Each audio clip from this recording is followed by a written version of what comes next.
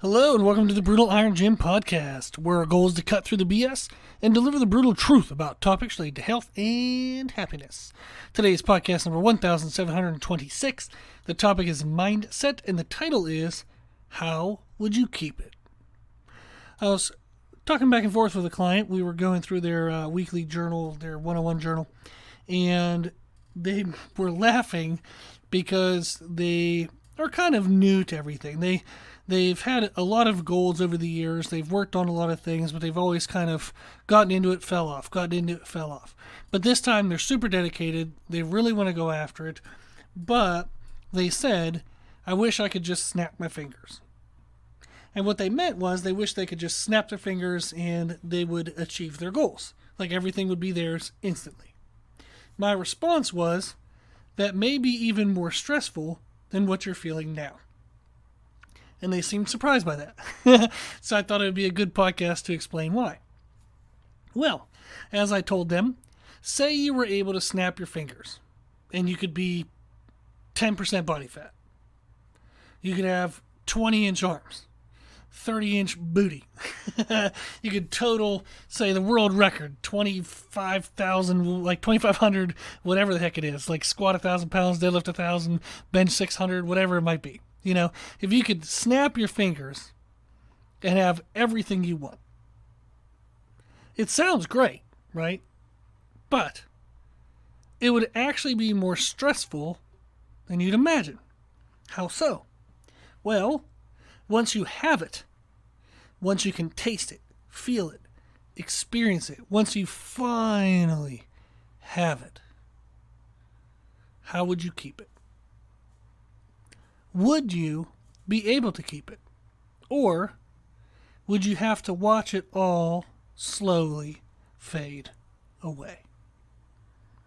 If you were at 10% body fat right now, how would you eat to keep yourself at 10% body fat? How often would you have to eat? How much would you have to eat? What would you have to eat? If you had all the muscles you've ever wanted, how often do you have to train? What exercises should you do? Do you have to train differently than you do now? Do you have to do all the small, little detailed, nuanced exercises that you skip now because you hate? If you could total world record in powerlifting, how would you structure your workouts? How often would you have to work out? How long would you have to be in the gym?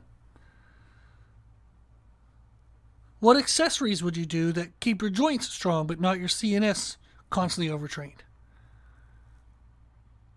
If you were gifted everything you've wanted, would you know how to keep it?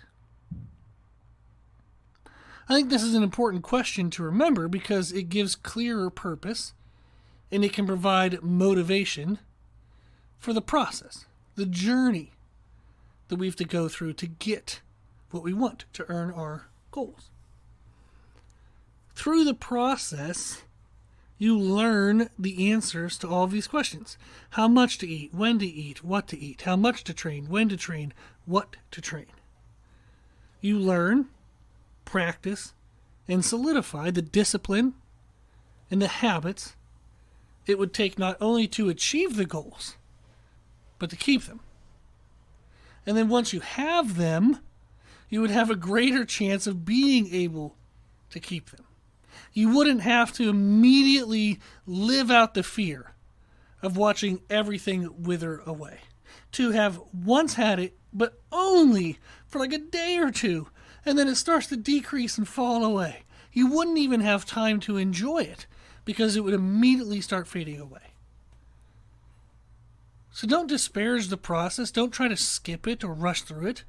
Don't think of it as a have to do, but think of it as a get to do, a power up. It's a time of growing yourself, of growing your habits. It's a time to experiment and find what you have to develop, to identify what's holding you back and learning how to address it. The process isn't how you achieve the goal. The process is how you change.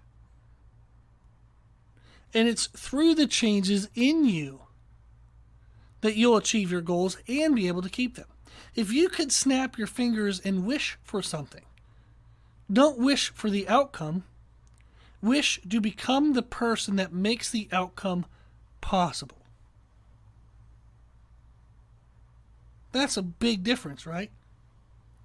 If we think about that, if I could wish for something, I shouldn't wish for the outcome. Wish to be 10% body fat. Wish to have all the muscles I want. Wish to be a world record holder in a sport. I should wish to become the person that makes those things possible. Because then I can have them and keep them. But since we can't snap our fingers, since we don't have a genie, or at least none of us do that I'm aware of, then you have to do the work to become that person. And the process is the way. So when you feel frustrated, discouraged, when your motivation is low, and you think, man, I wish I could just snap my fingers. I wish I didn't have to do the work. Remember that question. How would you keep it? And recognize the struggle you're in, the challenge you're working through right now, or the challenge you're avoiding. That's the way. That's how you're going to get there. It's not looking for the next best thing. It's looking at the thing right in front of your face. The thing that you know you need to do a better job of. Focus your efforts. Commit.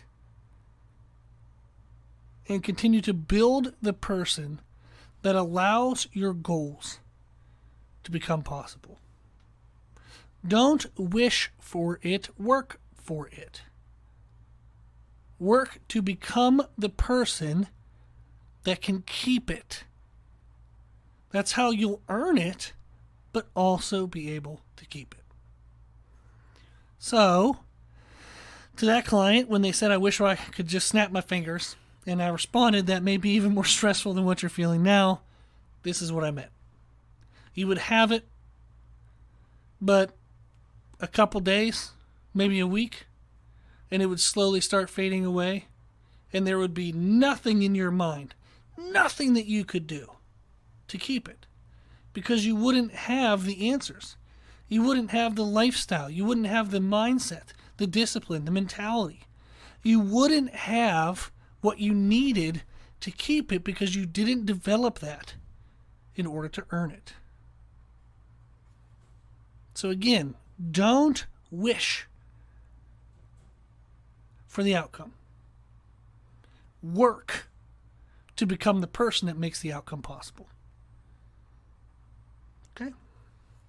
If you have any questions, suggestions, you need anything from me, just email me at brutalirongym@gmail.com. If you like our podcast, please share the podcast. If you like the podcast, please consider donating to support the podcast, which you can do on our website. If you like the information we share in our podcast, you can find more from us on our social media channels. You can find us and follow us on Instagram and YouTube under the name Brutal Iron Gym. As always, I hope this was helpful, and thank you for listening.